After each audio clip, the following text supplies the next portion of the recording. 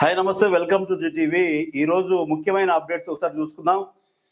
ముఖ్యమైన అప్డేట్స్కి వస్తే కేసీఆర్ చక్రబంధంలో ఉన్నట్టు కనిపిస్తుంది. ఒకవైపు కేటీఆర్ పై కవిత విమర్శలు, మరోవైపు బీజేపీలో బీఆర్ఎస్ విలీనం, అలాగే కవిత కేటీఆర్ పంచాయి, అలాగే గువ్వల బాలరాజు బీఆర్ఎస్ నుంచి బీజేపీలోకి వెళ్ళడం ఖాయమైనట్టు తెలుస్తుంది. అలాగే మరికొంతమంది నేతలు కూడా వెళ్ళేటట్టుగా మనకు తెలుస్తుంది. దానికి సంబంధించిన వార్తలు ఇంటా బయట చుట్టుముడుతున్న సమస్యలు కేటీఆర్ చుట్టూనే. అలాగే కేసులు కూడా బలంగానే స్ట్రాంగ్నే రేవంత్ రెడ్డి ట్రై చేస్తున్నట్టుగా అనిపిస్తుంది. అయితే ఇది ముఖ్యంగా కేసీఆర్ ఈ చక్రబంధం నుంచి ఎలా బయటపడతారు అనేది మనకు క్లారిటీ అయితే రావట్లేదు. ఇటు రేవంత్ రెడ్డి ఢిల్లీలో దీక్ష బీసీ రిజర్వేషన్ సంబంధించి 42 రిజర్వేషన్ సంబంధించి ఢిల్లీలో జంతర్ మంతర్ వద్ద దీక్ష నిర్వహిస్తుంటే దాని గురించి ఒక్క మాట కూడా కేసీఆర్ మాట్లాడలేకపోతున్నాడు. బీఆర్ఎస్ తరఫున ఒక్క మాట కూడా కేటీఆర్ మాట్లాడకపోవడానికి గల కారణాలు ఏంటో అనేది ఆ బీఆర్ఎస్ పార్టీ నుంచి ఎవరు కూడా సమాధానం ఇవ్వట్లేరు. సో ఏదేమైనప్పటికీ చక్రబంధంలో కేసీఆర్ ఉన్నట్టుగా మనకు కనిపిస్తుంది. కాబట్టి ఆ చక్రబంధం నుంచి కేసీఆర్ బయటకు వస్తాడా రాదా అనేది మనం దాని గురించి విశ్లేషించే ప్రయత్నం చేద్దాం. ముందుగా మన స్టూడియోకి ఈరోజు ముఖ్యంగా ఒక అతిథి వచ్చిండు. ఆ అతిథికి సంబంధించి చిలకల శ్రీనివాస్ యాదవ్ అని బీసీ సంఘం జాతీయ ప్రధాన కార్యదర్శి, అలాగే బీసీ జాతీయ యాదవ హక్కుల పోరాట సమితికి సంబంధించి ఉపాధ్యక్షులైనటువంటి చిలకల శ్రీనివాస్ యాదవ్ గారు మన స్టూడియోకి అతిథిగా వచ్చారు. ఆయన జీవిత విశేషాలు, రాజకీయ విశేషాల గురించి, ఆయన ప్రస్థానం ఎలా మొదలవుతుంది రాజకీయాల్లో అన్ని డీటెయిల్స్ గురించి పూర్తిగా విశ్లేషించే ప్రయత్నం చేద్దాం. శ్రీనివాస్ గారు రండి. నమస్తే బ్రదర్. నమస్తే. నమస్తే. బాగేనా? అంతా బాగే బ్రదర్. ఎట్లుంది రాజకీయాలు ప్రస్తుత సమాజంలో రాజకీయాలు బీసీల పరిస్థితి బీసీలను అనగదొక్కే విధంగా ఉన్నాయి బ్రదర్. కాకపోతే ఏంటంటే కొంతమంది బీసీ నాయకుల వల్ల ఇవాళ బీసీ వాదం అనేది సమాజంలో చాలా మంచి పొజిషన్ లోకి వచ్చింది. ఎప్పటికైనా ఈ దాదాపు 2028లో ఖచ్చితంగా బీసీ ముఖ్యమంత్రి అవుతాడు బ్రదర్. దాదాపుగా ఏందనమాట రాష్ట్రంలో దాదాపుగా ఏందనమాట 92% పైగా జనాభా ఉన్నటువంటి బహుజన వర్గాన్ని ఉన్నారు. ఈ బహుజన వర్గం అంతా కూడా ఇవాళ బీసీలో ముఖ్యమంత్రి కావాలని ఒక ఆలోచనతో ఉన్నారు. ఖచ్చితంగా 2028 వరకు మాత్రం ఖచ్చితంగా బీసీ ముఖ్యమంత్రి ఖచ్చితంగా అవుతారని చెప్పి నేను 100%. ఎందుకంటున్నానంటే మీకే ఐక్యత లేదు కదా, ఎలా అవుతారని అనుకుంటారు? బీసీ సంఘాలలోనే ఐక్యత లేదు. ఒకవైపు తీర్మానం వైపు కొంతమంది టీం పోతుంటే, ఒకవైపు ఏమో మన బీసీవై పార్టీ నుంచి కొంతమంది విచ్ఛిన్నమవుతారు. అలాగే చిరంజీవులు మాజీ కలెక్టర్ ఆయనకి సంబంధించి కొంతమంది విచ్ఛిన్నమవుతున్నారు. మీకే ఐక్యత లేకుండా వాతావరణం కనిపిస్తుంది. ఆర్ కృష్ణకి సంబంధించి మళ్ళా ఇంకా ఉంటారు కదా, వాళ్ళకి సంబంధించి లీడర్స్ ఎవరికి వాళ్ళే విచ్ఛిన్నంగా అనిపిస్తుంది, ఐక్యత లేకుండా కనిపిస్తుంది. మీరు ఎలా అనిపిస్తుంది మీకు సీఎం అవుతారని? బ్రదర్, ఇక్కడ జరుగుతున్నటువంటి విషయం ఏంటంటే బీసీలకు సంబంధించినటువంటి వాదనలో ఎవరు వచ్చినా కానీ ఏందనమాట స్వాగతించడానికి మేము అవకాశం ఉన్నాం. తీర్మానం వల్ల ఏందనమాట రాకముందు బీసీలు ఇంత చైతన్యం తీసుకురాలి. మా నాయకుడు ఎవరు ఆర్ కృష్ణన్న గారు ఎంతో ఉద్యమాలు చేశాడు బీసీల గురించి, ఎంతగానో పోరాటం చేశాడు. విద్యార్థుల గురించి చేశాడు, రైతుల గురించి చేశాడు, తర్వాత మహిళల గురించి చేశాడు. బీసీలో జరుగుతున్న ప్రతి అన్యాయం మీద చాలా వరకు ఆయన ఉద్యమాలు చేశాడు. దాదాపు 50 ఏళ్ల జీవిత చరిత్రలో బీసీల కోసం పోరాటం చేసినటువంటి మహోన్నతమైన నాయకుడు, మంచి నాయకుడు మా నాయకుడు. అయితే ఇక్కడ బీసీ ఏందనమాట, ఆయన బీజేపీలో పోయింది కదా, ఆయన టీడీపీలో పోయింది కదా అంటే ఈయన పోలే. వాళ్ళు పిలిస్తే ఏందనమాట బీసీల తరఫున వాదన చేయడానికి ఒక మంత్రిగా ఉన్నాడు, అంతే. అవకాశం వచ్చింది కాబట్టి వెళ్ళిండు, అంతేగాని ఎప్పుడు కూడా ఆయన కండా కప్పుకొని మీరు చూసారా? టీడీపీ కండా కప్పుకొని ఉన్నాం కానీ బీజేపీ కండా కప్పుకొని ఉన్నాం కానీ ఉన్నాడా? లేదు. ఒక అవకాశం వచ్చింది, ఆడ పోయిందనమాట చట్టసభలో మాట్లాడటానికి అవకాశం ఉంది కాబట్టి మా నాయకుడు అక్కడికి వెళ్ళటం జరిగింది. అదే విధంగా ఏందనమాట తీర్మానం అలానే ఉన్నాడు. బీసీలకు ఇంత అన్యాయం జరుగుతుంది, బీసీలు దాదాపుగా ఇంత % జనాభా ఉన్నారు, 5% జనాభా లేనటువంటి వాళ్ళకి ఈడబ్ల్యూఎస్ పేరుతో 10% రిజర్వేషన్ ఇచ్చారు. ఇంత % జనాభా ఉన్నటువంటి 65% ఉన్నటువంటి జనాభాకి మీకు ఉన్నటువంటి రిజర్వేషన్ దాదాపు ఏందనమాట 33 నుంచి కేసీఆర్ ప్రభుత్వంలో 23కి పడిపోయింది అని ఈ విషయాలన్నింటినీ కూడా క్షుణ్ణంగా ఎక్స్ప్లెయిన్ చేసినటువంటి మహానాయకుడు మా తీర్మానం మల్లన్న. తీర్మానం మల్లన్న వాదనలో చాలా సత్యం ఉంది. మీరు ఇప్పుడు తీర్మానం మల్లన్నకాయ ఉన్నారా, ఆర్ కృష్ణ వైపు ఉన్నారా, చిరంజీవులు కొన్ని ఎత్తుగాడులు వేస్తున్నట్టుగా అనిపిస్తుంది, ఆయనకాయ ఉన్నారా, లేకుంటే బీసీవై నుంచి రామచంద్రరావు ఆయన ఉన్నాడు, ఆయనకాయ ఉన్నారా? అసలు ఎటువైపు మీ స్టాండ్? బ్రదర్, ఒక విషయం ఏందనమాట, పార్టీ బీసీ సంఘాలుగా వీళ్ళందరూ కూడా మాట్లాడుతున్నారు. ప్రతి ఒక్కళ్ళు ఏందనమాట అదే అంశం మీద మాట్లాడుతున్నారు. ప్రతి ఒక్కరు మేము ఒకరికొకరు అన్నదమ్ములో, మేము బీసీలో అంతా కూడా మా రక్తం అంతా కూడా బీసీ బహుజన రక్తం.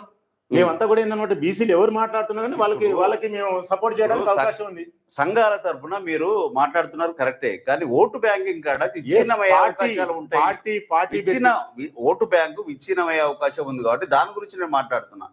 జనాల్ని కన్ఫ్యూజ్ చేసి మీ రాజకీయ లబ్ధి కోసం, మీ అవసరాల కోసం మీరు సంఘాలు పెట్టుకొని, మీరు మొత్తం బీసీ సంఘాలను అని పెట్టుకొని మొత్తం బీసీలను మొత్తం ఒక కన్ఫ్యూజన్ లో పెట్టేసినారు. ఇప్పుడు ఎస్ బ్రదర్, మీరు అనేది కూడా కరెక్ట్ అని కాదంటలేదు. ఇప్పుడు బీసీల పార్టీ వస్తున్నాయి, తీర్మానాలను పెడతా అంటున్నాడు, పార్టీ పెట్టిండు కూడా ఆల్రెడీ. అదే విధంగా మా నాయకుడు రామచంద్ర యాదవ్ అనేది, బోడే రామచంద్ర యాదవ్ గారు పార్టీ పెట్టడం జరిగింది, బీసీవై పార్టీ. గత ఎన్నికల్లో కూడా ఏందనమాట దాదాపు 42 స్థానాలు తెలంగాణ రాష్ట్రంలో పోటీ చేయడం జరిగింది. ఇప్పుడు కూడా స్థానిక ఎలక్షన్ లో కూడా పోటీ చేయాలని ఆయన ఆలోచన చేస్తున్నాడు. ఖచ్చితంగా బీసీ వాదం అవసరమైతే తీర్మానాలన్న పార్టీ పెట్టినా కానీ మా నాయకుడు రామచంద్ర యాదవ్ పార్టీ ఇప్పుడు ఆల్రెడీ నడుస్తుంది కాబట్టి ఏదో ఒకటి వాళ్ళు అలయన్స్ కావడం ఏదో చేసి మొత్తానికి అయితే ఏంటంటే బీసీ వాదాన్ని బయటకు తీసుకొస్తారు. బీసీ పార్టీ అనేది మార్కెట్లోకి, బీసీ పార్టీ సమాజంలోకి వచ్చింది. ఖచ్చితంగా బీసీలు ముఖ్యమంత్రి కావడానికి అవకాశం ఉంది. ఈసారి మాత్రం ఓట్లు అనేది ఏందనమాట, ఈ ఓసీ వర్గానికి మాత్రం ఓట్లు అనేది వాళ్ళు ఏ మాత్రం ఎంత అమౌంట్ పెట్టినా కానీ, డబ్బులు పెట్టినా, మందు పంచినా, మటన్ పంచినా, ఏది పంచినా కానీ అన్ని తీసుకుంటారు మా బీసీలు. ఇదివరలా కాదు, బహుజన్లో చైతన్యం తీసుకొచ్చిన మహానాయకుడు మన విశారదన్ గారు ఎంతో చైతన్య పరుస్తున్నాడు. సమాజం మొత్తం కూడా సభ్య సమాజం ఏర్పాటు చేసేసి ఎంత అసలు చైతన్యం చేస్తున్నాడు అంటే అంత చైతన్యం చేస్తున్నారే. ఇన్ని కులాలు ఉన్నా కానీ మన కులాలు జరుగుతున్న అన్యాయం ఇది. దాదాపుగా స్వతంత్రం వచ్చి 77 సంవత్సరాలు అయినా కానీ ఇన్నిసార్లు అయినా కానీ ఇంత అన్యాయం జరుగుతుందని చెప్పి ఊరున ప్రకటన చేస్తున్నటువంటి మహానుభావుడు మన విశారదన్ గారు. జరుగుతున్నటువంటి అన్యాయాన్ని మొత్తం విపులంగా ఎక్స్ప్లెయిన్ చేసినటువంటి మహానాయకుడు తీర్మానం గారు.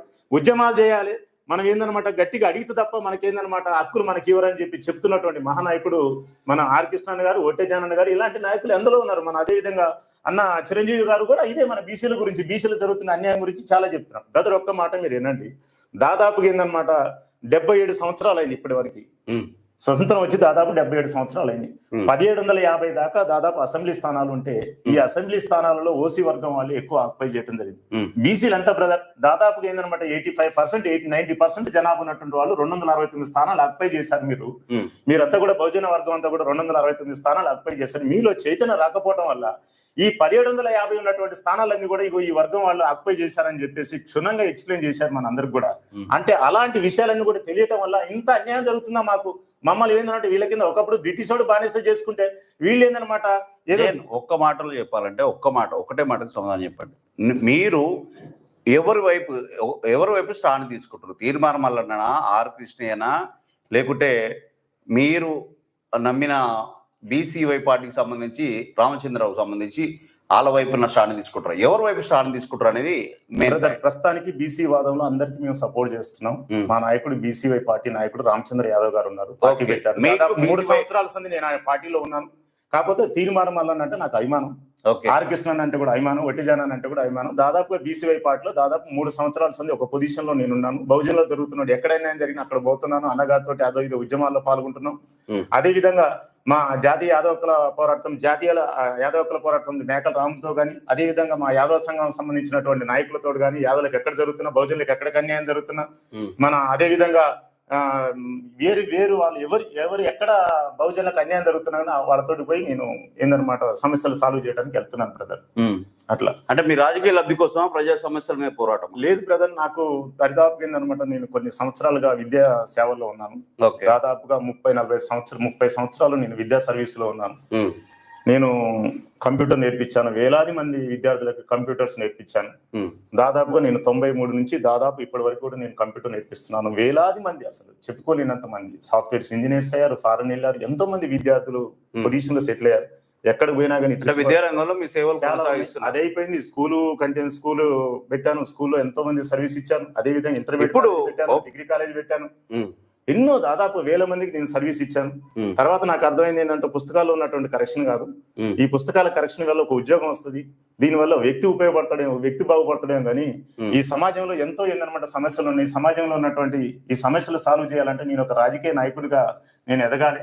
ఒకప్పుడు ఏందనమాట గురువు వెనకుండి ఏందనమాట రాజులు నడిపించేవాడు. అప్పుడు ఏం జరిగింది, రాజు ఏంటంటే పరిపాలన చేసేసి గురుగారి సలహాలు తీసుకొని పరిపాలన చేసేసి ఏందన్నమాట సమస్యలన్నింటిని కూడా సాల్వ్ చేసి గురుగారి కాలాలు దండం పెట్టేది. ఇప్పుడున్న సిచ్యువేషన్ ఏమైందంటే గురువులు ఏందనమాట, గురువులకి గౌరవించే సిచ్యువేషన్ లేదు రాజకీయ నాయకులు. అందుకోసం గురువులు అన్న వాళ్ళు ఖచ్చితంగా రాజకీయంలోకి రావాలి. ఎందుకంటే వాడు రాజకీయ నాయకులు ఏందనమాట, ఈ గురువు నన్ను ఈ పొజిషన్ తీసుకొచ్చిన గురువు దండం పెట్టి రోజులు పోయినాయి. ఈ గురువే రాజకీయ నాయకులు దండం పెట్టే సిచ్యువేషన్ తీసుకొచ్చుకున్నారు. కాబట్టి ఏందనమాట ఇంత నాలెడ్జ్ ఉన్నటువంటి గురువులు మనం ఏందనమాట పుస్తకాల్లో ఉన్నటువంటి అక్షరాలు కరెక్షన్ చేయటం, పిల్లవాడు తప్పు చేసిన కరెక్షన్ చేయటం కాదు, సమాజంలో గుండాయిజం, రౌడీజం, పెత్తందారితనం, సమాజ నిర్మాణం చేయకోకుండా ఎక్కడికెక్కడికి వాళ్ళ సొంత మీరన్నమాట మంచిదే. తట్టుకోలేక నేను ఇవాళ సమాజంలోకి వస్తున్న బ్రదర్, ఎక్కడ జరుగుతున్నా కానీ నేను ముందుకు వస్తున్నా. 100% మీరు అన్నమాట గురువులను గౌరవించాలి. గురువు మాట అందరు వింటే బాగానే ఉంటది. ఆ గురు పొజిషన్ ని మీరు కాపాడుకుంటే బాగుంటుంది. కానీ మీరు రాజకీయాలు వచ్చిన తర్వాతకి మీరు కూడా మారుతాయి బ్రదర్. ఒక విషయం ఏంటంటే ఏదైనా పిల్లలు మా దగ్గరకు వచ్చి స్కూల్లోకి వచ్చేసి ఏదైనా సమస్యలో వాడు ఉన్నాడంటే వాడు చెప్పలేకపోతుంది ఏందని సమస్య మేము అర్థం చేసుకోగలం. సమాజంలో ఉన్నటువంటి వీళ్ళందరూ కూడా మాకు బిడ్డలు. ఇవన్నీ ఏంటంటే అధికారం రాకముందుకు ఒక మాట, అధికారం వచ్చిన తర్వాత ఒక మాట మాట్లాడే అవకాశాలు ఉంటాయి. అధికారం వచ్చినాక అవన్నీ మర్చిపోతారు. ఒక స్టేజ్ ఆఫ్ అహంకారం అంటారా, దాన్ని ఒక లెవెల్ చూపించుకోవడం అంటారా, అవన్నీ కనిపిస్తుంటాయి. అవి చాలా మంది గురువులు కూడా ఉన్నారు ఇప్పుడు, లేక కదా ఎమ్మెల్యేలు ఉన్నారు. కానీ ఆ లెవెల్ వచ్చిన తర్వాత కొంతమంది ఆ విలువలతోటి, ఎథిక్స్ తోటి రాజకీయాలు కొనసాగిస్తారు. చాలా మంది ఏంటంటే లెవెల్ మార్చుకొని అహంకారపూరితమైన రాజకీయాలు చేస్తూ జనాలకి అధికారం రాకముందు కేవలం జనాలకు దగ్గరగా ఉంటారు మాటలు, అధికారం వచ్చిన తర్వాత జనాలకు దూరంగా ఉంటాయి మాటలు. సో దానిపైన మీరేమంటారు బ్రదర్? ఒక్క విషయం గుర్తుపెట్టుకో, గురువు గొప్పతనం వల్ల ఇవాళ గురు పూజ కార్యక్రమం జరుగుతుంది. గౌరవనీయులు సర్వేపల్లి రాధాకృష్ణ గారు ఎంత గొప్ప సేవ తీసుకొచ్చాడు. గురువు అన్న వాడు ఏంటంటే, నువ్వు విద్యా సంస్థలుగా నడిపి విద్యా సంస్థలు ఉండి ఇప్పుడు విద్యా సంస్థలు ఏమైనా నష్టం చేకూర్చున్నాయా, లేకపోతే విద్యా సంస్థలు లాభంతో చెబుతున్నాయా, లాభాలతో ఉన్నాయా, లేకపోతే విద్యా సంస్థలు ఆపేసి నీకు రాజకీయ వైపు ఎందుకు రావాలనిపిస్తుంది? రాజకీయంగా నీకు ఎందుకు దృష్టి మళ్ళింది? నీ వెనకాల ఎవరైనా ప్రేరేపిస్తురా, రాజకీయ నాయకులు ఎవరు ఉన్నారా, లేకపోతే నీ సొంత నిర్ణయమా? బ్రదర్, ఇక్కడ విషయం ఏంటంటే విద్య బోధిస్తున్న సమయంలో సమాజంలో జరుగుతున్నటువంటి విషయాల మీద నాకు ఎక్కువ అవగాహన ఉండేది. సమాజంలో అంతేకాకుండా రాజకీయంగా ఏంటి అసలు పరిస్థితి ఏంది, సమాజానికి వీళ్ళు ఏం సేవ చేస్తారు, ఇంతమంది మనం ఓట్లు వేస్తున్నాం కదా, మన నాయకుడు ఇంత ఓటు హక్కు కల్పించినందుకు, భారత రాజ్యాంగం మనం కల్పించినటువంటి ఓటు హక్కుని ఇంత వినియోగించుకున్నా కానీ ఇది బహుజనులకి ఎందుకు రావట్లేదు, ఎందుకు దక్కటాలేదు దాని మీద ఆలోచన నాకు ఉండేది. ఎప్పుడు చూసినా కానీ కొన్ని ప్రాంతాల్లో ఒకే వర్గం సంబంధించిన వాళ్ళే ఉన్నారు, ఇంకా వేరే వర్గం వాళ్ళు ఎందుకు రాలేకపోతున్నారు, ఎక్కడ జరుగుతున్న సమస్య అనే దాని మీద ఎక్కువగా నేను ఆలోచన చేయడం జరిగింది. సో దానిలో భాగంగా ఏందనమాట నేను రాజకీయం వైపు రావడానికి జరిగింది. మనకు సంబంధించినటువంటి బహుజనవాదం సంబంధించినటువంటి వ్యక్తులైనటువంటి ఆర్ కృష్ణ దాంట్లో పనిచేయడం జరిగింది. మా నాయకుడు అదేవిధంగా తీర్మార్ మల్లన్న సంబంధించినటువంటి విషయాలను కూడా నేను చూడటం జరిగింది. అదేవిధంగా యాదవులకు సంబంధించినటువంటి విషయంలో మేకలరావుకు సంబంధించిన విషయం కానీ, ఇంకో యాదవ సంఘం సంబంధించినటువంటి విషయం కానీ, ఈ విషయాలన్నిటిపై పూర్తి అవగాహన నాకు కలిగింది. సమాజంలో మన బహుజన సంబంధించినటువంటి నాయకులు కానీ, తర్వాత బీసీ సంబంధించిన నాయకులు, ఇట్లా మన అందరి నాయకులు వాళ్ళు చేస్తున్నటువంటి విధానాలు అన్ని నన్ను ఎంతగానో ఆకట్టుకొని రాజకీయంలోకి నేను అడుగు పెట్టాలనే ఉద్దేశంతో అడుగేయడం జరిగింది. ఇంతమంది కూడా నేను ఎమ్మెల్యే కూడా పోటీ చేయడం జరిగింది. ఒక చైతన్యం అనేది నా బాడీలో వచ్చింది. నేను ఎందుకు సమాజానికి సేవ చేయకూడదు, ఇంకా విద్యలో పిల్లల యొక్క పుస్తకాలే కరెక్షన్ చేసుకుంటే ఎందుకు ఉండాలి, నేను సమాజంలో జరుగుతున్నటువంటి గుండాయిజం, రౌడీజం, పెత్తందారి వర్గం, సో ఇదంతా కూడా ఏందనమాట ప్రభుత్వం అన్ని స్కీములు అలాట్మెంట్ చేస్తున్నా కానీ బహుజన వర్గాలకు ఎందుకు అంటాలేదు, అగ్రవర్ణాలు పెద్ద పెద్ద కంపెనీలు ఎట్లా పెడుతున్నారు, వీళ్ళకి జరుగుతున్నటువంటి అన్యాయం ఏందని వీటి మీద నాకు చాలా బాధాకరం అనిపించేసి ఏది ఏమైనా కానీ అని చెప్పేసి రాజకీయ రంగంలో దూకాలనే ఉద్దేశంతో నేనే చైతన్యం సంపాదించుకొని చైతన్యవంతుడై నేను సమాజంలోకి రావడం జరిగింది బ్రదర్. దాదాపుగా నేను ఒక 12-15 సంవత్సరాలుగా ఈ విధానం మీద, ఈ విషయాల మీద పూర్తి అవగాహన అనేది పెంచుకోవడం జరిగింది బ్రదర్. ఓకే, ఇప్పుడు మీరు బీసీవై పార్టీలో కొనసాగుతున్నారు, ఓకేనా? ఓకే. బీసీవై తెలంగాణలో మొత్తం ఆఫీస్ కూడా ఓపెన్ చేశారు. ఓకే. ఇప్పుడు ఎలా ఉంది బీసీవై ఓపెన్ అయిన తర్వాత, ఆఫీస్ ఓపెన్ అయిన తర్వాతకి మీ కార్యాచరణ ఎలా ఉంది, మీరు అవలంబిస్తున్న విధానం ఏంది, మీరు 42% రిజర్వేషన్ సంబంధించి మీ డిమాండ్ ఏ విధంగా ఉంది, అది అమలయ్యే దిశగా ఉందా లేదా? బీసీవై పార్టీ సంబంధించినటువంటి బోడే రామచంద్ర యాదవ్ గారు మంచి మహానాయకుడు. బహుజనవాదం, బహుజనులు జరుగుతున్నట్టు అన్యాయం మీద ఎన్నో సంవత్సరాల కొట్లాడుతున్నాడు. దరిదాపుగా ఆంధ్రాలో ఉన్నటువంటి కొన్ని ప్రాంతాల్లో బహుజనులు జరుగుతున్నటువంటి పొంగనూరు ఆ ఏరియాలో కానీ, ఇంకా కారంచెడు ఆ ప్రాంతంలో కానీ ఎంతో రైతులు జరుగుతున్నటువంటి విషయాల మీద కానీ, నిరుద్యోగులు జరుగుతున్నటువంటి విషయాల మీద కానీ, మహిళలు జరుగుతున్నటువంటి విషయాల మీద కానీ, వృద్ధులు జరుగుతున్నటువంటి విషయాల మీద కానీ అసలు ఎంతో ఆయన విషయాలు ఎంతో ఆ విషయాల మీద పట్టు సాధించి జరుగుతున్నటువంటి అన్యాయం మీద ఎక్కడికి ఏందనమాట ఉద్యమాలాగా వెళ్ళిపోయి అక్కడ న్యాయం చేయడం చేస్తుంటే అసలు ఆయన చేస్తున్నటువంటి విషయాల మీద నాకు ఎంతో ఆసక్తి కలిగింది, ఇంట్రెస్ట్ కలిగింది. ఎస్, నేను అనుకున్నటువంటి నాయకుడు మార్కెట్లకు దూసుకుని వచ్చాడు, ఈయనతోటి నేను ఎందుకు ఉండకూడదు అనే ఆలోచన ఉండేది. ఎన్ని పార్టీలు ఉండగా బీసీవై నిలదొక్కుని తెలంగాణలో రాజకీయం చేస్తుందని మీరు అనుకుంటారా? ఖచ్చితంగా బ్రదర్. ఎందుకు చెప్తున్నానంటే దమ్మున నాయకుడు, ధైర్యం ఉన్న నాయకుడు, దమ్ము ధైర్యం మాట్లాడే శక్తి ఆ భగవంతుని యొక్క అనుగ్రహం కూడా ఉన్నటువంటి దమ్ము ధైర్యం కదన్నా, క్యాడర్ ఉండాలి.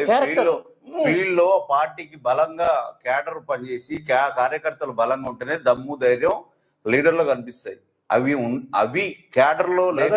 క్యాడర్ లేదు కదా. నేను అన్నది దమ్మున్నది అంటే డబ్బుల పరంగా దమ్ముందని అంటలేదు. దమ్ము అంటే మాట్లాడే శక్తి ఉంది, ఆ ఏదైతే సమస్య ఉందో ఆ సమస్య మీద వాదన చేసే శక్తి ఉంది, ఆయన చేసే ఫైటింగ్ లో ఒక న్యాయం ఉంది. ఇవన్నీ కూడా ఆయనలో సంకల్పం చాలా గట్టిగా ఉంది. బహుజన వర్గాలకి నమ్మదగినటువంటి బహుజన నాయకుడు, బహుజన ముద్దుబిడ్డ ఆయన. సరే, బీసీవై రామచంద్రరావు పార్టీ పెట్టిండు, తెలంగాణలో పెట్టిండు. మరి ఆర్ కృష్ణయ్య వీళ్ళందరూ బీజేపీకి సపోర్టు, బీజేపీకి ఉన్నారు. వీళ్ళందరూ ఐక్యతగా ఏకీకృతమై మీరందరూ బీసీసీఎం ను ఏర్పరిచే కార్యాచరణ మీ అందరిలో ఐక్యత కనిపించట్లేదు కదా బ్రదర్. ఒక విషయం చెప్పాలంటే ఆర్ కృష్ణన్న ప్రజల యొక్క సమస్యలను అర్థం చేసుకున్నాడు, ప్రజల కోసం పోరాటం చేస్తున్నాడు. కానీ పార్టీ పెట్టేంత అప్పుడు ఆయన శక్తి లేదు. దానివల్ల ఏందనమాట, ఏ పార్టీ వచ్చినా గానీ ఆ పార్టీలో వెళ్ళి ఆ బీసీలకు జరుగుతున్నప్పుడు మీరు పార్టీ పెడితే రామచంద్రరావు పార్టీకి సంబంధించి ఆర్ కృష్ణ సపోర్ట్ చేయడు కదా. చేస్తాడు. ఎట్లా చేస్తాడు? వచ్చే టైంలో వస్తాడు కదా. బీజేపీ మళ్ళీ పార్టీ పెడితే మళ్ళీ ఆర్ కృష్ణ రాడు కదా. బీజేపీలో ఉండొచ్చు, కాదంట లేదు. ఆయన సపోర్ట్ చేసే విధంగా సపోర్ట్ చేస్తాడు. ఆయన బీసీ వాది అట్లని చెప్పి ఏందనమాట, ఇప్పుడు ప్రెజెంట్ గా మంత్రిగా ఉన్నాడు కాబట్టి సడన్ గా ఏందనమాట ఇప్పుడు ఎలక్షన్లు వచ్చినట్టు ఆయన ఎమ్మెల్యేగా మళ్ళీ అది రాజీనామా చేసి ఆయన సొంత నిర్ణయం చెప్పలేము. ఆడ ఆర్ కృష్ణ ఏందన్నట్టు మహానుభావుడు ఆయన, ఆయనకు ఒకళ్ళు చెప్పాల్సినట్టు అవసరం లేదు. బహుజనులకు ఎక్కడ అన్యాయం జరుగుతున్నాయని ప్రత్యక్షమే దేవుడు ఆయన, అంతే ఆర్ కృష్ణ అంటే. ఓకే, సమస్యల మీద పోరాటంలో ఆర్ కృష్ణ ముందుంటాడు, ఎప్పటి నుంచో ఉన్నాడు. అసలు బీసీ నినాదాన్ని భుజాన మీద ఎత్తుకొని బీసీ నినాదాన్ని ఈ రోజు నిలబెట్టిందే ఆర్ కృష్ణయ్య. ఎస్సీ మాదిగలకు సంబంధించి అయితే మందకృష్ణ మాది, వీరిద్దరు మహానుభావులు. సో ఆ విషయం పక్క పెడితే ఇప్పుడు బీసీలకు సంబంధించి మీ బీసీల ఓట్లు పడితేనే సీఎం అంటే ఎట్లా సాధ్యం అనేది? బ్రదర్, మార్కెట్ లో మీరు సమాజంలో మీరు ఒకసారి ఓన్లీ బీసీ ఓట్లు మీకే ఐక్యత లేదు, మీ బీసీ ఓట్లు పడితేనే సీఎం అవుతారని ఎట్లా అనుకుంటారు మీరు? నాకు అర్థం కాదు బ్రదర్. మీరు ఒకసారి మీరు ఎస్సీ ఎస్టీ బీసీలు లేకుండా బీసీలో ఓన్లీ బీసీలే సీఎం అవుతారా ఓట్లు వేసుకొని? మీరు మీకే ఐక్యత లేదు, మీ లీడర్షిప్ లోనే ఐక్యత లేదు, క్యాడర్ లో ఐక్యత లేదు, మీరే అనుకుంటే అయిపోతుందా? అయిపోద్దని కాదు. మేము బీసీ అంటే బహుజనవాదం మాది. బీసీ అనే సపరేట్ గా వాదం పెట్టుకుని ఉండాలి. బహుజనవాదం మా విశారాధన్ అన్న గానీ, మా మందకృష్ణ అన్న గానీ, మా బహుజన వర్గం సంబంధించినటువంటి వ్యక్తులు. ఆర్ కృష్ణ అన్న గానీ, ఇప్పుడు ఆర్ కృష్ణ సమస్య బీసీల సమస్య వస్తుందంటే మా మందకృష్ణ రావట్లేదా? వస్తాడు. బహుజనులకు సమస్య వస్తుందంటే మా ఆర్ కృష్ణ పోయి బహుజనులకు సాయం చేయట్లేదా? విశారాధన్ అన్న ఇప్పుడు ఊరు తిరిగి ప్రచారం చేస్తున్నప్పుడు బహుజనుల గురించి అందరి గురించి మాట్లాడలేదా? అరే యాదవ్లారా మీకు ఇలా జరుగుతుంది, అరే గౌడ్ సంఘాల ఇలా జరుగుతుంది, అరే ముదిరాజన్ల ఇలా జరుగుతుందని మాట్లాడడం వేరు. ఓట్లు వేసే కాడ లీడర్, ఇప్పుడు మీ బీసీవై లీడరు ముందుకొచ్చి నేను ముందు నడుస్తా మీరు రా అంటే రాడుగా అని నేను అంటున్నా. వస్తారు బ్రదర్, ఆ టైం వచ్చినప్పుడు వస్తాడు. బీసీలలో మీకు నమ్మకం ఉందా? పక్కా నమ్మకం ఉంది. బీసీలలో ఖచ్చితంగా గెలిచే అవకాశం ఉంది. బీసీలు ఏందనమాట ఖచ్చితంగా పార్టీ పెడతారు.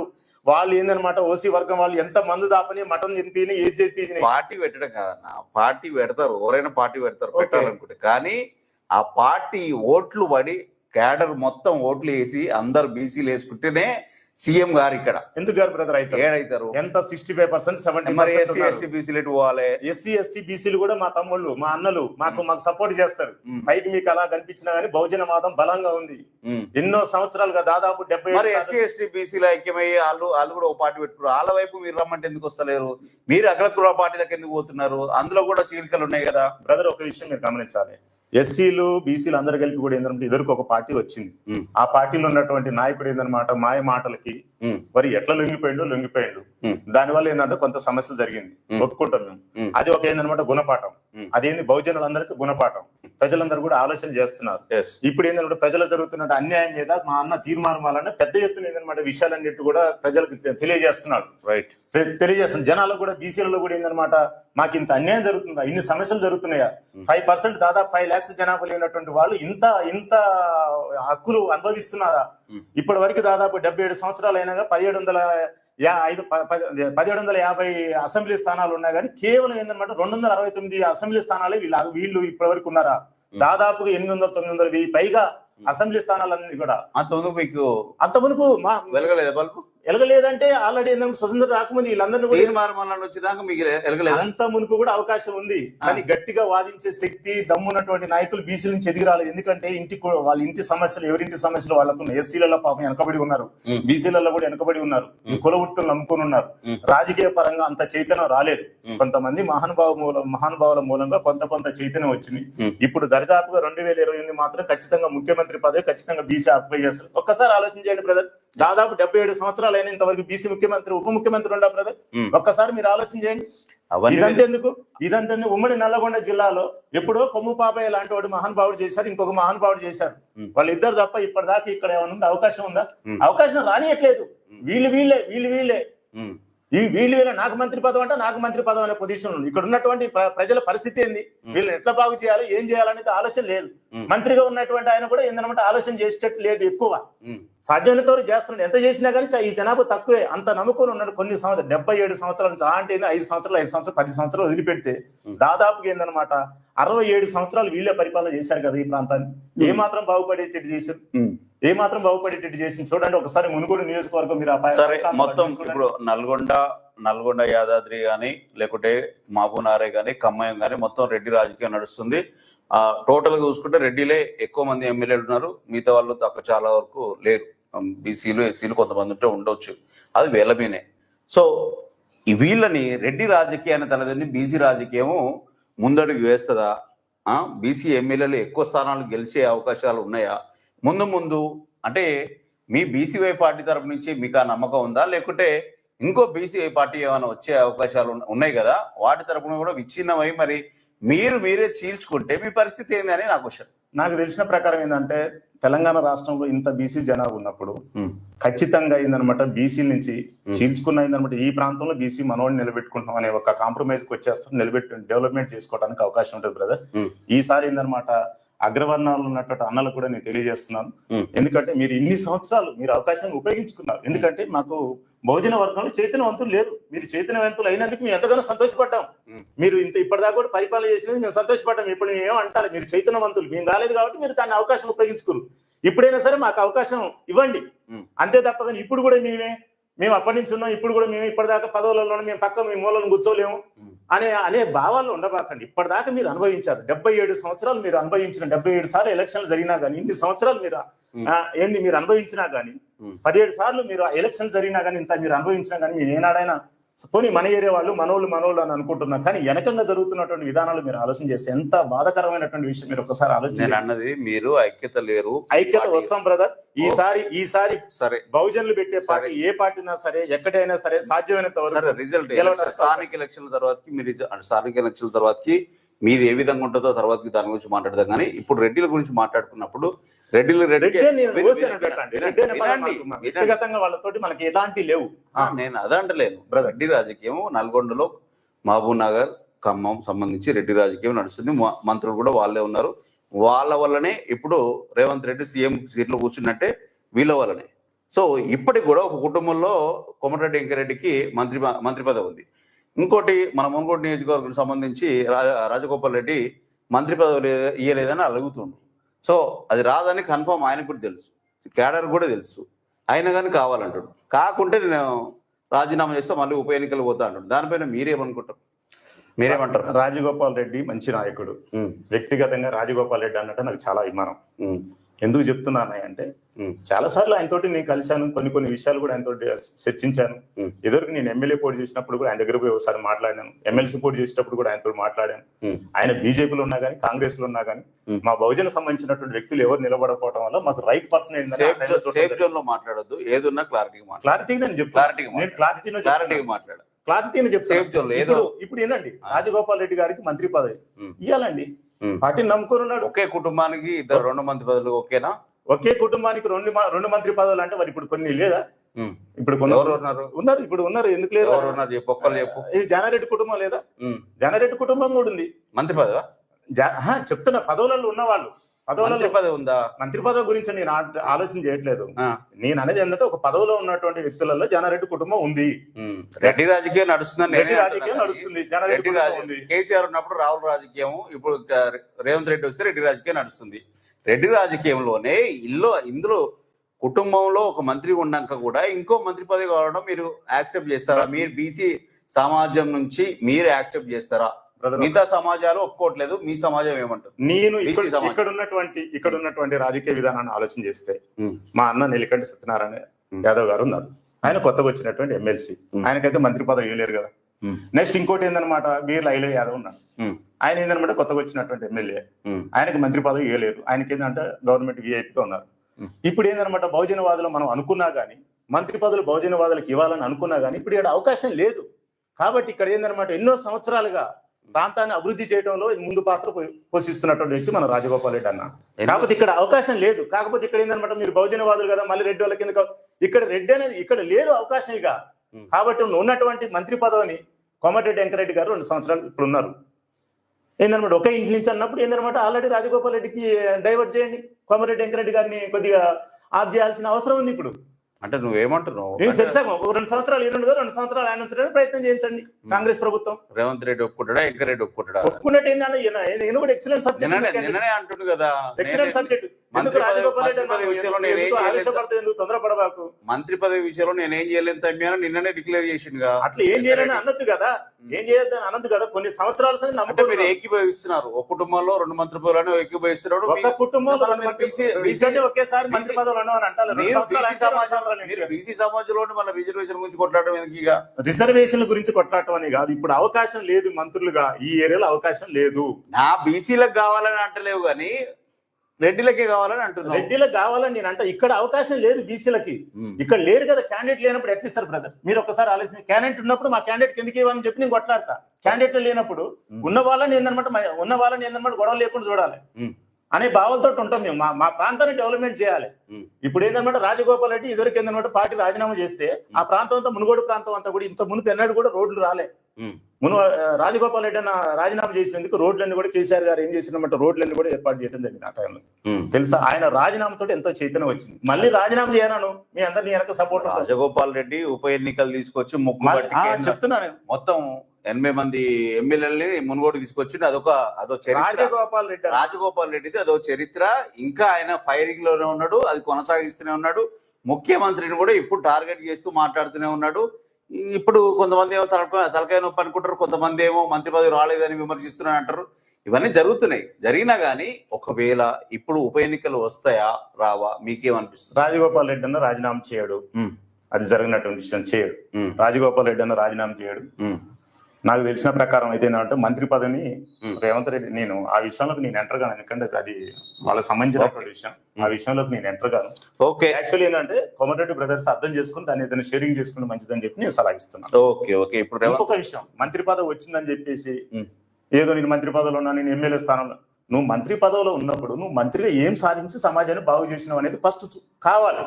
నాకు మంత్రి పదవి ఉందని చెప్పి ఎన్ని సంవత్సరాల మంత్రులుగా ఎమ్మెల్యేలుగా ఉంటారు మీరు కాదు, మీరు ఏం సాధించి పెట్టారు, సమాజానికి ఏం బాగు చేసి పెట్టారు అనే దాని మీద మేము ఆలోచన చేస్తాం. సరే, దాని గురించి కూడా మాట్లాడదాం.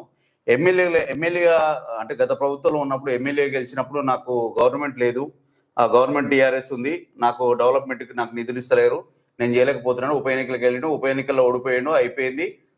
సరే, మొత్తం కేంద్రాన్ని రాష్ట్రంలో ఉన్న ఎమ్మెల్యేలందరినీ మునుగోడు నియోజకవర్గానికి ముక్కు బట్టి లాగిండు, వచ్చిర్రు, డెవలప్మెంట్ కూడా కొంత ఇంతో అంతో అయ్యింది, అది అయిపోయింది. ఇప్పుడు మళ్ళా కాంగ్రెస్ గవర్నమెంట్ వచ్చింది, కాంగ్రెస్ గవర్నమెంట్ లో మళ్ళీ ఈయన ఎమ్మెల్యే గెలిచిండు, అన్ని గెలిచిన తర్వాతకి ఇప్పుడు నాకు అన్ని గవర్నమెంట్ ఉంది, ఎమ్మెల్యే కూడా అన్ని ఉండు, డెవలప్మెంట్ విషయంలో ఎందుకు వెనకని చేస్తున్నారు, నాకు మంత్రి పదవి కావాలని ఎందుకు అంటుండు, మంత్రి పదవి ఉంటేనే డెవలప్ చేస్తానని ఎంతవరకు కరెక్ట్? బ్రదర్, ఆయనకి జెండాలు ముఖ్యం కాదు, ఆయనకి ఎజెండా ముఖ్యం.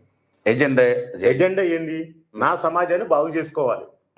బీజేపీలు ఉన్నా గానీ ఈ సమాజాన్ని బాగు చేయడానికి కావాల్సిన నిధులు ఏమని అడిగింది గట్టిగా, ఎవరిని? కేసీఆర్ని అడిగింది. నా ప్రభుత్వం లేకపోవడం అయినా కానీ నేను ఊకొని రాజీనామా చేసైనా సరే మళ్ళీ అని చెప్పి అట్లా ఏ ప్రభుత్వం అయినా నిలదీస్తాడు. బీజేపీలో ఎందుకు? నేను చెప్తున్నా, ఎదుర్కొన్నటువంటి పార్టీలో, ఆ అన్నగారు ఉన్నటువంటి పార్టీలో దానికి రాజీనామా చేసి రావడం గల కారణం, ఏ పార్టీలు ఉన్నా కానీ సమాజాన్ని బాగు చేసుకోవడానికి కావాల్సినటువంటి నిధుల గురించి ఆయన ఆలోచన చేస్తాడు. ఆ నిధులు రాలేదనుకో అవసరం అయితే పార్టీ రాజీనామా చేస్తాడు. ఇంకొన్ని సందర్భంలో ఏంటంటే ఆయన వ్యక్తిగతంగా నేను అభిమానం ఎందుకంటున్నాను, అవసరమైతే చేతుల మీదుగా డబ్బులు పెట్టి కూడా సమాజానికి బాగు చేయడానికి ప్రయత్నం చేస్తారు. ఓకే, దాంట్లో ఆయన చాలా ముందున్నాడు.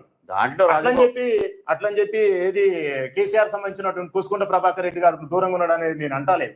ఆయన కూడా సాధ్యంతో సేఫ్ జోన్ లో డిప్లొమాటిక్ గా మాట్లాడుతున్నారు. కానీ రాజగోపాల్ రెడ్డి రాజేశం అందరికి జనాలకు తెలుసు. మున్గోడు నియోజకవర్గానికి కానీ నల్గొండలో కానీ టోటల్ గా 2 ఉమ్మడి జిల్లాలకు సంబంధించి రాజగోపాల్ రెడ్డి గురించి అందరికి తెలుసు. సో ఇప్పుడు బీసీ రిజర్వేషన్ సంబంధించి రేవంత్ రెడ్డి ఢిల్లీలో జంతర్ మంతర్ వద్ద ధర్నా పాల్గొంటుండు. బీసీ రిజర్వేషన్ కావాలని కేంద్రం పైన ఒత్తిడి తీసుకొస్తుండు. ఆ ఒత్తిడిలో భాగంగా కాంగ్రెస్ నాయకులు అందరూ, మిగతా ప్రతిపక్షాలు కూడా అందరూ కలిసి రావంటే కొంతమంది వస్తున్నారు, కొంతమంది రావట్లేదు. కొంతమంది అనుకూలంగా మాట్లాడుతారు, కొంతమంది అనుకూలంగా మాట్లాడతారు. సో ఏదేమైనప్పటికీ ఢిల్లీలో జంతర్ మంతర్ వద్ద చేసే ధర్నా బీసీలకు ఉపయోగకరంగా ఉందా? 42 రిజర్వేషన్ వచ్చే అవకాశాలు ఉన్నాయా లేవా? మీకేమనిపిస్తుంది బ్రదర్? 42% రిజర్వేషన్ అనేది ఆయన ఏదలుచుకుంటే ఆల్రెడీ ఏందన్నమాట అసెంబ్లీలో జరిగింది. ఒక్క సంతకం దూరంలో ఆగిందని చెప్పుకుంటూ దానిపైన మాట్లాడు బ్రదర్. నేను అనబోయేది అంటే 42% రిజర్వేషన్ ఇస్తా అని చెప్పి ఆయన కరీంనగర్ దాంట్లో మేనిఫెస్టోలో పెట్టడం జరిగింది, మాట్లాడటం జరిగింది. దానికి వాళ్ళు అంత నిర్ణయం తీసుకున్నారు. దానికే వాళ్ళు ప్రయత్నం చేస్తున్నారు. రాహుల్ గాంధీ కోరిక మేరకు ఏందన్నమాట దాని గురించి ప్రయత్నం చేస్తున్నటువంటి మా నాయకుడు రేవంత్ రెడ్డి గారు, నేను అలాంటలేదు. 42% రిజర్వేషన్ జనాలకు ఇవ్వాలని ఒక ఆలోచన ఉన్నటువంటి వ్యక్తి వల్లనే అసెంబ్లీలో ఏందనమాట దాని గురించి చర్చ చేయడం జరిగింది, దాన్ని ఒప్పందం చేసుకోవడం జరిగింది. అదేవిధంగా శాసనమండలిలో కూడా అయిపోయింది, స్థానిక ఎలక్షన్ అసెంబ్లీలో అయిపోయింది, శాసనమండలిలో అయిపోయింది. తర్వాతకి ఏందనమాట అది గవర్నర్ గారి దగ్గర నుంచి రాష్ట్రపతి దగ్గర పోయింది. మళ్ళీ ఎందుకే పని లేకపోయి మనం ఆడ పోయి ఆడ ధర్నాలు చేయాల్సినటువంటి అవసరం లేక అంతే కదా. ఎందుకంటున్నాను వినండి, మీరేం చేశారు? విద్యాపరంగా విద్యాపరంగా అది పెట్టిరు, అదే విధంగా తర్వాత ఉద్యోగాల పరంగా పెట్టిరు, రాజకీయ పరంగా పెట్టిరు. 3 బిల్లులు పెట్టారు. మీరేం చేశారు? ఈ 2 బిల్లులు పక్కన పెట్టేసి ఒకటే రాజకీయ పరంగా తీసుకొని పోయి నువ్వు ఆడపోయి ఉద్యమం చేస్తున్నావు. నువ్వు రాజకీయ పరంగా 42% రిజర్వేషన్ తీసుకొస్తే మాకు బీసీలకు అన్యాయం జరుగుతుంది. ఎట్లా అన్యాయం జరుగుతుంది చెప్తా చూడు. మీ ఇప్పటికి ఆల్రెడీ స్థానిక ఎలక్షన్ మాకు రాజకీయ పరం ఒకటి కాదు, మాకు విద్య ఉద్యోగం రాజకీయం 3 కావాలి. మీరు పనికిరాని డ్రామాలు వేసేసి ఏందనమాట కవిత గారు ఆడ కూర్చొని చేస్తున్నది సంతోషపడుతున్నాం, మీరు చేస్తున్నది సంతోషపడుతున్నాం. కానీ ఏంటంటే బడ్జెట్ ఆల్రెడీ ఏందనమాట ఎక్కడి దగ్గర పోయింది? ఇప్పుడు రాష్ట్రపతి దగ్గర ఉంది, అది రాష్ట్రపతి దగ్గర ఉంది. వాళ్ళకి ఏదన్నమాట సాధ్యమేనా? ఆయన ఇవ్వదలుచుకుంటే సాధ్యమేనా? విద్యా ఉద్యోగ దాంట్లో సాధ్యమేనా? వాళ్ళు ఇవ్వదలుచుకుంటే 243D ప్రకారం ఈ ఎన్నికల మాత్రం ఇవ్వడానికి అవకాశం ఉంది. విద్యా ఉద్యోగాలు వాళ్ళ చేతులు లేదు. అది కేంద్రం సంబంధించినటువంటి విషయం, నాకు తెలిసినటువంటి అవకాశం, కేంద్రం సంబంధించినటువంటి విషయం. వీళ్ళు ఏం చేశారు? విద్యను పక్కన పెట్టి ఫస్ట్ అసెంబ్లీలో చర్చ చేయడం జరిగింది. 3 మీద 2 బిల్లులు ఏర్పాటు చేయడం జరిగింది. ఒక్కదాని మీద పోయి ఆడపోయి రాజకీయ పరంగా 42% రిజర్వేషన్ రావాలని మీరు ఆడ లొల్లి చేస్తుంటే, ఒకవేళ నువ్వు ఆయన ఇవ్వకపోయినా కానీ నీకు హక్కు ఉంది. 243D ప్రకారం నీకు హక్కు ఉంది. కాకపోతే 9th షెడ్యూల్లో నువ్వు చేర్చడానికి నీకు హక్కు లేదు. ఎందుకంటే కేంద్రం తీసుకున్న నిర్ణయం అది. నీకు హక్కు లేదు కాబట్టి నువ్వు వెనకాడుతున్నావు, నేను ఒప్పుకుంటున్నాను. ఈ 243D ప్రకారం ఏంటంటే నీ చేతులు ఉంది కదా. గ్రామ పంచాయతీ ఎన్నిక ఇవన్నీ కూడా ఈ స్థానిక ఎలక్షన్ లో నువ్వు కండక్ట్ చేయడానికి నీ చేతులు హక్కు ఉంది కదా, నువ్వు చేసుకోవచ్చు. దానికి పెద్ద దండ చేయాల్సినటువంటి అవసరం లేదని రేవంత్ రెడ్డి చేయడం దేనికి? అది వేరే వాళ్ళ మీద. ఆయన కూడా అంటున్నాడు కదా, బీజేపీ సంబంధించినటువంటి రామచంద్రరావు ఏమంటున్నాడు? 42% మేము అనుకూలమే, స్టేట్ లో మేము అనుకూలమే ఆయన అంటున్నాడు. కేసీఆర్ ఏమంటున్నాడు? ఆయన పెట్టి వచ్చి మేము అనుకూలమే ఆయన అంటున్నాడు. కాంగ్రెస్ ఆయన ఏమంటున్నాడు? మేము అనుకూలమే అంటున్నారు. మీరు ముగ్గురు కలిపి చేసేది ఏంది? రాజకీయ పరంగా 42% ఇవ్వడానికి మీరు ప్రయత్నం చేస్తారు. మాకు 42% కాదు, ఆల్రెడీ 60-70% మేము ఆల్రెడీ అనుభవిస్తున్నాం అండి. 60-70% మేము అనుభవిస్తున్నాం. మరి మీకు ఏం కావాలి? మాకు విద్యా ఉద్యోగాల విషయంలో కూడా కావాలి, రాజకీయం కాదు. అది సాధ్యమే. ఎందుకంటే మీరు ఏందనమాట 5 lakhs 5% జనాభా దాటిపోతుంది కదా. మీరు 5% జనాభా ఈడబ్ల్యూఎస్ 10% ఇచ్చినప్పుడు 50% దాటలేదా? ఈడబ్ల్యూఎస్ 10% ఇచ్చినప్పుడు 50% దాటలేదు. ఇప్పుడు ఈడబ్ల్యూఎస్ తగ్గించాలి. ఈడబ్ల్యూఎస్ నువ్వు 5% ఉన్నటువంటి జనాభాలో నీకు వచ్చినటువంటి 5% ఎగస్ట్రా ఎవరిది? అది మా బీసీలది. ఆ జనరల్ అంటే ఎవరిది? మా బీసీలది. దాదాపుగా రాష్ట్రంలో దాదాపుగా ఏందన్నమాట ఈడబ్ల్యూఎస్ చేసేటప్పుడు మీరు ఎందుకు ధర్నాలు చేయలేదు? ఎందుకు ధర్నాలు చేయలేదు? ఆడ పైన పెద్ద నాయకులంతా కూడా వాళ్ళే ఉన్నారు. అది నైట్ జరిగిపోతున్నటువంటి విషయాలకు మేము ఏం చేయగలుగుతామండి? కేసీఆర్ గారు ఉన్నారు, 33% నుంచి 23% డౌన్ చేశాడు. అది ఎంతవరకు సమంజసం? అది 10% ఏది 5%. సరే, ఇప్పుడు మీకు జ్ఞానోదయం అయింది. మీరు బీసీ కమిషన్ సంబంధించి కేటీఆర్ నిన్న మాట్లాడాడు. బీసీ కమిషన్ కార్పొరేషన్ సంబంధించి అవి వాడుకుంటే చాలు, ఇది ఎందుకు అని అంటుండు. దానిపైన మీరేమంటారు? బీసీ కార్పొరేషన్ వాడుకుంటే చాలని అంటానికి ఇక్కడ విషయం ఏంటంటే, ఇప్పుడు 2 సంవత్సరాలు అయింది కాంగ్రెస్ ప్రభుత్వం ఏర్పడి. ఏంది ఇప్పుడు శిస్తుల రూపంలో విపరీతంగా డబ్బులు వసూలు చేస్తున్నారు యాడికి. మీరు బీఆర్ఎస్ గవర్నమెంట్ కూడా ఒక్క మాట మాట్లాడలేదు, ఇప్పుడే ఎక్కువ మాట్లాడుతున్నారు. ఎందుకు మాట్లాడటం జరిగింది? కాకపోతే ఏంటంటే మా నాయకులకి ఏందనమాట అక్కడ జరిగినటువంటి విషయం ఏంటంటే, బీసీ కార్పొరేషన్ సంబంధించి 1, 2 బీఆర్ఎస్ గవర్నమెంట్ లో మీరు ఎందుకు నోరు మెదపలేదు, బీసీ ఇంత పెద్ద ఎత్తున చేయలేదు. కేసీఆర్ భయపడా? ఇక్కడ జరుగుతున్నటువంటి ఏంటంటే పార్టీలు కొన్ని ఒక విధంగా చెప్పాలంటే అంత కూడా బహుజన వాదులకి సాయం చేసే విధంగా సమసమాజ న్యాయం చేసే విధంగా భారత రాజ్యాంగం ప్రకారం నడుచుకునే విధంగా చిత్తశుద్ధి లేదు బ్రదర్ పార్టీలకి. ఎందుకంటున్నానంటే బీఆర్ఎస్ పార్టీలో రెడ్డి మోర్చా కానీ ఏమైనా ఉందా, బ్రాహ్మణ మోర్చా ఏమైనా ఉందా, ఈడేందనమాట ఓసీ మోర్చా, రెడ్డి కులాలు వద్దులండి, ఓసీ మోర్చా ఏమైనా ఉందా, ఈడ కులాలకు వస్తే పార్టీలలో వస్తే SC Morcha, ST Morcha, BC Morcha, ఈ మోర్చలకు ఏంటనమాట ఒక్కొక్కరికి ఒక నాయకు ఒకరిని పెడతారు కాపలదారుని. ఆయన ఏం చేస్తారనమాట, నేను బీసీ మోర్చా కిందనమాట అధ్యక్షుని అనగా నేను ఉబ్బిపోతాడు. అవునా కదా, ఏదో గొర్రెకాడ ఏందనమాట క్యాండిడేట్ కాపలా కాసినట్టుగా బీసీలందరికీ ఒకరిని కాపలా పెడతాడు. అరే ఎటుపోనీయకుండా చూసుకోరా నాయనని వీళ్ళని పెడతాడు, వాళ్ళ మీద పెత్తనం జలాయిస్తుంటారు వీళ్ళు. సో ఈ పార్టీలు ఎప్పుడైతే ఉన్నాయో ఏందనమాట ఈ కులాధిపత్యాలు చేస్తున్న పైన ఆధిపత్యం జలాయిస్తున్నట్టు క్యాండిడేట్స్ ఉన్నారో వాళ్ళు చిత్తశుద్ధి లేకపోవడం వల్ల ఇవాళ బహుజన వాదం అంతా కూడా ఎట్లయిపోయిందంటే వాళ్ళు ఇచ్చిన తాయిలకి ఆశపడి కొంతమంది వ్యక్తులు తాయిలకు ఆశపడి ఇవాళ బహుజనవాదుల పరిస్థితి అంతా కూడా ఇంత అయిపోయింది బ్రదర్. ఇక ఫైనల్ గా మీరు ఏం చెప్పాలనుకుంటారు? బీసీ 42 రిజర్వేషన్ సంబంధించే కానీ, మీ ఉద్యమం గురించే కానీ, మీ పోరాటాల గురించే కానీ, ఇప్పుడున్న గవర్నమెంట్ అవి సాధ్యం అవుతాయా లేదా అనేది ఫైనల్ గా ఏం చెప్పాలనుకుంటారు? నాకు తెలిసిన ప్రకారం బీజేపీ పార్టీ అయితే సాధ్యమైనంత కేంద్రంలో మాత్రం ఆమోదించడానికి అవకాశం కల్పించటాలేదు. ఎందుకంటే వాళ్ళకు ఉన్నటువంటి ఒత్తిళ్లు అవి ఉన్నాయి. స్టేట్ లో ఉన్నటువంటి బీజేపీ నాయకులు అయితే మాకు సపోర్ట్ చేస్తున్నారు. అది డ్రామా లాగా, డ్రామా, వాళ్ళది ఒక డ్రామా, వీళ్ళది ఒక డ్రామా. కవిత గారు చేస్తున్నారు.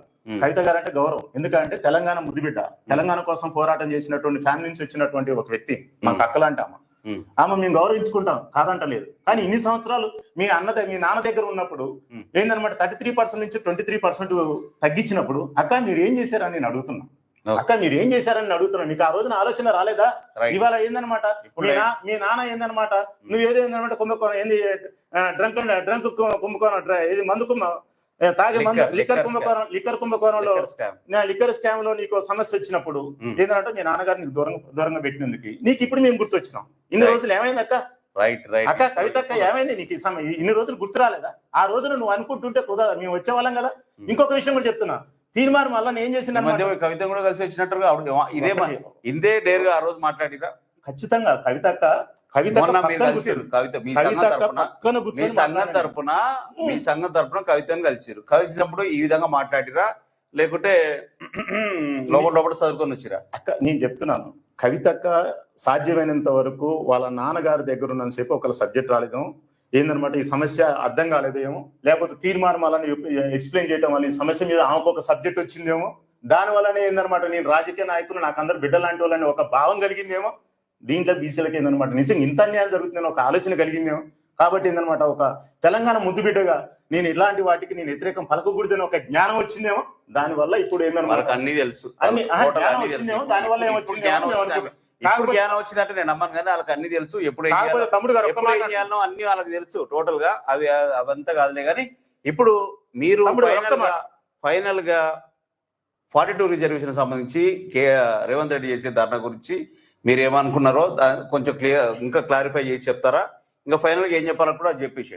బ్రదర్ నేను అనుభవేది ఏంటంటే రేవంత్ రెడ్డి గారు మహానుభావుడు, ఎన్నో ఉద్యమాలు చేసిండు, పొజిషన్కి వచ్చిండు.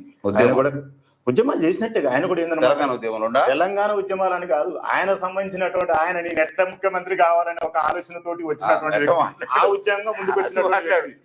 కాకపోతే ఏంటంటే వేరు పార్టీలలో పనిచేసి తెలంగాణ మొత్తం రేవంత్ రెడ్డి అన్న నాకు కూడా ఒక మాట ఇచ్చింది. మీ మునుగోడు నియోజకవర్గంలో నిన్ను ఏందనమాట మా అక్క శ్రవంత్ అక్క పోటీ చేస్తున్నప్పుడు ఏందనమాట అక్కది ఏందనమాట 9వ నెంబర్ వచ్చింది, అది 2వ నెంబర్. ఆ ఏందనమాట ఆర్ఓ గారు ఏంటంటే రోనకు రానిలేదు.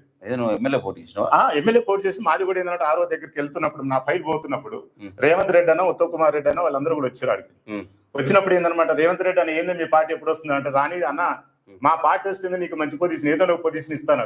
ఇవాళ నేను గుర్తున్నాను శ్రావంతకు పోటీ చేసిన 92 నెంబర్ వస్తే నేను 2వ నెంబర్ అక్క నువ్వు వెళ్ళాక నువ్వే వానికి వెళ్ళాక అన్నాను. ఎందుకంటే వాళ్ళ ఫ్యామిలీ మాకు చాలా అది సందర్భానుసారం అందరూ మాట్లాడతారు. అలాంటి సందర్భానుసారం కాదు, ఎన్నిసార్లు కూడా యాదవులకు సంబంధించినటువంటి విషయం యాదవ సంఘాలు తిరిగాను, బహుజన సంఘాలు తిరిగాను, యాదవులకు సంబంధించిన విషయాలు కూడా తీసుకొని పోయినప్పుడు కూడా మమ్మల్ని లేదు మొన్న చూసినా కదండి, గొర్రెలు తీసుకొని పోయాడు కూడా ఏది ఉద్యమాలు చేసి వచ్చినా నేను గొర్రెలు తీసుకొని పోయి కూడా ఉద్యమాలు చేసి వచ్చినా నేను అనబోతుంది ఏంటంటే అన్న అగ్రవర్ణాలకు సంబంధించినటువంటి అన్నలు అందరికి కూడా నేను తెలియజేస్తున్నాను. అన్న దాదాపు 17 సార్లు ఎలక్షన్స్ జరిగితే 17 సార్లు ఎలక్షన్స్ జరిగితే ఫస్ట్ సారి జరిగినటువంటి ఎలక్షన్ లో బహుజన బిడ్డలు ఉన్నది 8 ఎమ్మెల్యే స్థానాలన్న. ఫస్ట్ సార్ ఉన్నది 8 ఎమ్మెల్యే స్థానాలన్న. రైట్. నెక్స్ట్ సార్ వచ్చిందన్న 9 అన్న. నెక్స్ట్ సార్ వచ్చింది ఎంత అన్న 14 అన్న. మిగతా అన్ని మీరే అనుభవించుకుంటూ వచ్చారు కదన్న.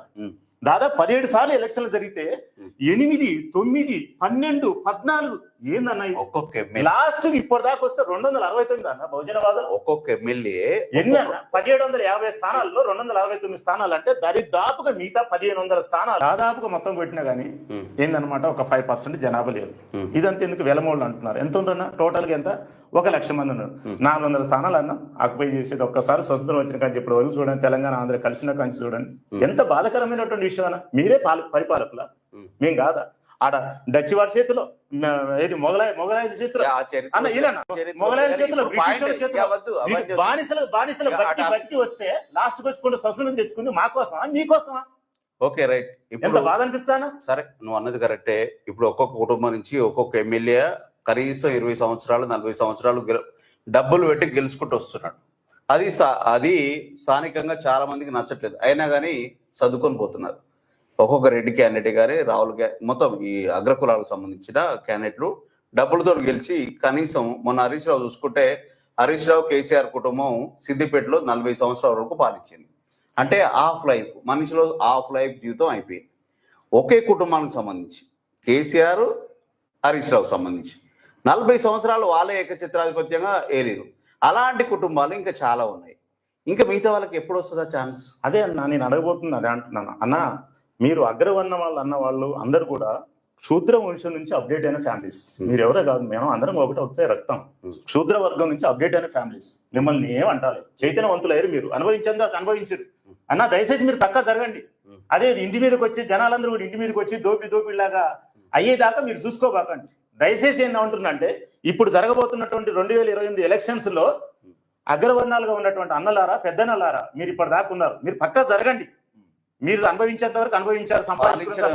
పాలించడం ఎవరి చేత కాకనా? ఎవరి చేత లేదండి. ఒకప్పుడు ఏందన్నమాట రాజ్యాలు స్థానిక ఎలక్షన్లకి ఒక సర్పంచ్ కి, జడ్పీటీసీకి, ఎంపీటీసీకి సంబంధించి ఒక్కసారే ఉంటది రిజర్వేషన్.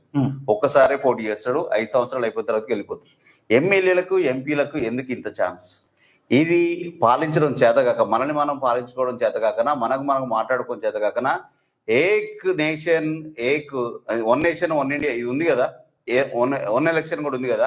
అలాగే 1 టైం 2 టైం ఎమ్మెల్యే ఆర్ ఎంపీగా ఉంటే బాగుంటది కదా. అంతే కదా. మరి సర్పంచ్ ఎలక్షన్లకు, జడ్పీటీసీ, ఎంపీటీసీ ఎలక్షన్లకు 1 టైం ఛాన్స్ ఎందుకు? ఒక క్యాస్ట్ పరంగా రిజర్వేషన్ వాళ్ళకెందుకు అన్ని సంవత్సరాలు? మీరు ఇక్కడ స్వార్థం అనేది చాలా సమాజంలో పేరుకుపోయింది కదా. అంటే తెలివి లేకనా?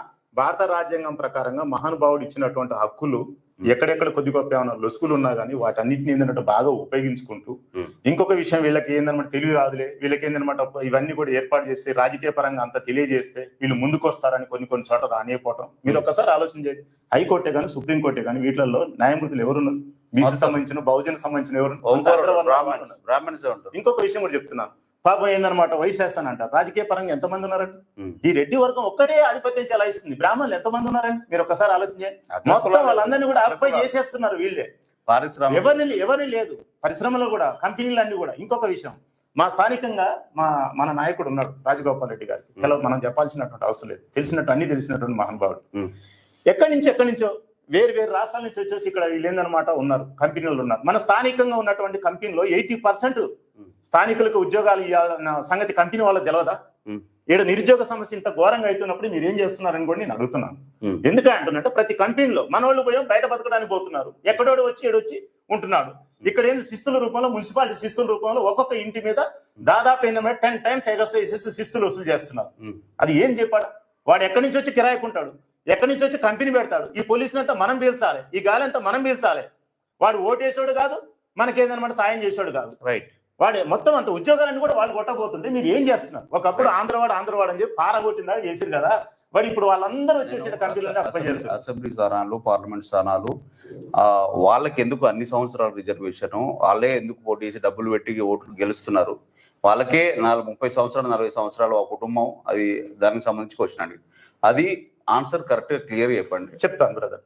దాదాపుగా ఏందనమాట డబ్బు లేకపోవడం బహుజన వర్గాలకు బాగా ఇబ్బంది పడుతున్నటువంటి విషయం. డబ్బు రాజకీయం పరంగా అయినటువంటి సరైనటువంటి సబ్జెక్ట్ లేకపోవడం, ఒక సబ్జెక్ట్ తోటి వచ్చినప్పుడు ఏందనమాట వెనకంగా ఎవడు ఏం సమస్య గురి చేస్తాడో, ఎలాంటి ప్రాబ్లం గురి చేస్తాడో ఒక భయం చేత పాపం ఏందనమాట ఇద్దరు తిరుమలమలని వచ్చాడు. ఏం జరిగింది 4-5 సార్లు దాడులు జరిగినాయి ఆయన మీద. అంతేకాకుండా ఇంకొక అతను మా యాదవ్ సంబంధించినటువంటి అతను కూడా వచ్చాడు. కేసీఆర్ ఏం చేసింది అంత స్లోగా మాట్లాడుతున్నా లేదు బ్రదర్, మాకు అంతేం లేదు. కాకపోతే ఏంటంటే ఇది ఉడకపోసినట్టు అనిపిస్తాక నేనేమంటున్నానంటే కేసీఆర్ సంబంధించి ఒక అతను ఉన్నాడు యాదవ్, మహేష్ సంథింగ్ యాదవ్ ఉన్నాడు. అతను కూడా ఏంటంటే వచ్చిన అతను కూడా పాపం ఇబ్బందుల పాలు గురి చేయడం జరిగింది. అదే విధంగా జట్టి సురేష్ యాదవ్ అని ఒక అతను ఉన్నాడు. అతను కూడా ఎన్నో ప్రాబ్లం గురి చేసిన బహుజన సంబంధించినటువంటి వ్యక్తులు కూడా ఎంతో మరి సమస్యలకు గురి చేయడం జరిగింది. ఈ సమస్యలు ఎందుకు సమస్యలకు భయపడి అంతే బహుజనుల చైతన్యం లేక కాదు. ఇప్పుడు మా విశారాధన వచ్చాడు ఒకరికొకరు తోడు. ఇక రాండి మీకు ఏదైనా ఉన్నప్పుడు చట్టపరంగా మేము కూడా చూసుకుంటాం అన్న టైప్ లో చట్టాలన్నీ కూడా తెలిసిపోయినాయి, విషయాలన్నీ కూడా తెలిసిపోయినాయి. విశారాధన కూడా దొక్కడానికి బీసీ సమాజం చూస్తున్నట్రా? నో రాంగ్, అది కాన్సెప్ట్ రాంగ్. విశారాధన అన్న ఎప్పుడైనా మా అన్నే మీ ఎప్పుడైనా తీన్మారమల్లన్న విశారాధన తొక్కడానికి చాలా వాళ్ళ వ్యక్తిగతంగా ఏదైనా సమస్యలు ఉంటూ ఉండొచ్చు కానీ భావాలు వేరుగా ఉండొచ్చు. ఇవన్నీ కూడా అభిప్రాయాలు అంతా కూడా ఒకటే, మన అంతా కూడా భావాలంతా ఒకటే. ఏదైనా భిన్నంగా ఆలోచన చేస్తారని తప్ప కానీ భావాలన్నీ కూడా ఒకటే. ఏందనమాట బీసీలో బహుజనులు ఈసారి ముఖ్యమంత్రి కావాలి, ముఖ్యమంత్రి ఫైనల్ గా బీసీ సమాజం ఒక్కటే ముఖ్యమంత్రి అనుకుంటే అది అసాధ్యమే. గానీ అందరూ ఐక్యంగా ఉంటే ఎస్సీ ఎస్టీ బీసీ అందరూ కలిస్తేనే ముఖ్యమంత్రి స్థానం బీసీలకైనా ఎస్సీలకైనా ఎస్టీలకైనా వచ్చే అవకాశాలు ఉంటాయి బహుజనులకు అందరు. కానీ ఒక్క సమాజం బీసీ సమాజం అనుకుంటే కూడా సాధ్యం కాదు. మీలో ఐక్యత లేదు, ఎస్సీలకు ఐక్యత లేదు, ఎస్సీ ఎస్టీలకు కూడా ఐక్యత లేదు. సో వీళ్ళందరూ కలిసి వేస్తే అగ్రకుల సామ్రాజ్యాన్ని కూలగొట్టొచ్చు. కానీ ఓన్లీ బీసీ అనుకుంటే కూడా అది కష్టమే. సో ఏదేమైనప్పటికీ ఫైనల్ గా మీరు ఏం చెప్పాలనుకుంటారో చెప్పండి బ్రదర్. ఒక్క పాయింట్, ఇప్పుడు బీసీలలో 7% రిజర్వేషన్, బీసీఏకి 10%, బీసీబీకి 7%, బీసీడీకి 7% వచ్చింది. వచ్చినప్పుడు 7% వస్తే దీంట్లో ఏది ఈ యాదవులు దరిదాపుగా 16+3 దాదాపు 19% జనాభా ఉన్నాం. అదే విధంగా ఏంటంటే ముదిరాజులు ఉన్నారు, దాదాపు వాళ్ళు 16-17% ఉన్నారు. అదే విధంగా పద్మశాలీస్ ఉన్నారు, అదే విధంగా మున్నూరు కాపు వాళ్ళు ఉన్నారు, అదే విధంగా మేరే వాళ్ళు ఉన్నారు, అదే విధంగా ఏది సంథింగ్ ఈ బిల్డర్స్ అనే ఉంటుంది వాళ్ళ గ్రూప్ ఒకటి ఉంటుంది, ఆ క్యాస్ట్ వాళ్ళు ఉన్నారు. ఫైనల్ గా చెప్పండి ఏదండి బ్రదర్, ఇన్ని క్యాస్ట్లు అంటే దాదాపుగా 3 కోట్ల మంది జనాభా ఉన్నటువంటి వాళ్ళకి 7% ఇస్తే ఈ 7% లో యాదవుల యొక్క జనాభా ఎంత ఉన్నదో తెలుసా? దాదాపు 80 లక్షల పైగా జనాభా ఉంది అనుకున్నది తెలంగాణ. 80 లక్షల పైగా జనాభా ఉన్నటువంటి యాదవులకు ఎంత ఇస్తారో తెలుసా రిజర్వేషన్? 2.0 బ్రదర్. 5 లక్షలు ఉన్నటువంటి జనాభాకి ఏమో 10% నువ్వు రిజర్వేషన్ ఇస్తావు. 80 లక్షలు ఉన్నటువంటి జనాభా తెలంగాణ రాష్ట్రం 80 లక్షలు ఉన్నటువంటి ఈ యాదవులకు నువ్వు 2.08% నువ్వు రిజర్వేషన్ తెలిసింది కదా. చైతన్యం రాకపోతే ఎలా బ్రదర్? మా సొంత రాజకీయాలకు వచ్చి ఇవన్నీ కూడా మేము చైతన్యం చేస్తున్నాం. చూసిన ఎంత హక్కులు కోల్పోతున్నాం.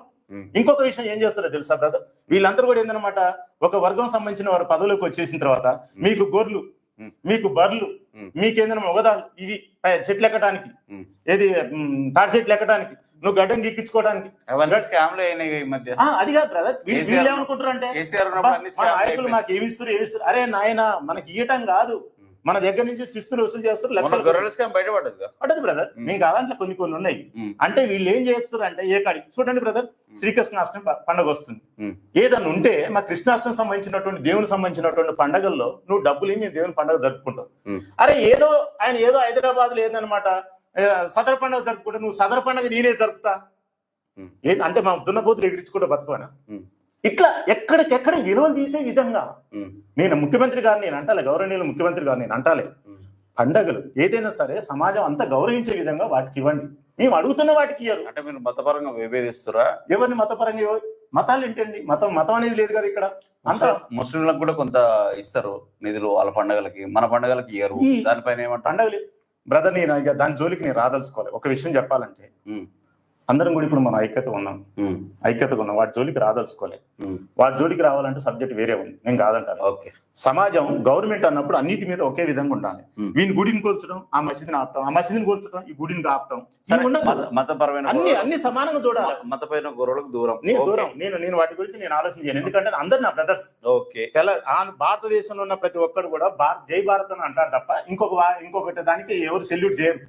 ఫైనల్ గా బీసీ సమాజం గురించి చిలకల శ్రీనివాస్ అన్న ఏం చెప్పాలనుకుంటుండో అది సందేశ రూపంలో చెప్తే ప్రేక్షకులు ఏమంటారో చూద్దాం, కామెంట్స్ రూపంలో. తెలంగాణ రాష్ట్రంలో ఉన్నటువంటి బీసీ సోదరులారా, మీరు ఏ పార్టీలో ఉన్నా కానీ మీరు ఏ సంఘంలో ఉన్నా, ఒక్క బీసీలే కాదు, బహుజన సోదరులారా, ఎస్సీ ఎస్టీ బీసీ మైనార్టీ అందరికి సంబంధించినటువంటి బహుజన సోదరులారా, మీరు ఏ పార్టీలో ఉన్నా కానీ మన బహుజన సంబంధించినటువంటి పార్టీ వచ్చినట్లయితే మనం అందరం కూడా ఒక్క తాటి మీకు రావాలి. ఇప్పుడైనా సరే ఏందనమాట, అగ్రవర్ణాల అన్నలు ఇద్దరికి మేము చైతన్యం కాలేదు, మనం చైతన్యం కాలేదు కాబట్టి దరిదాపు మీరు కూడా కొంచెం ఆగాలి. ఈసారి మాకు ఛాయిస్ ఇవ్వాలి.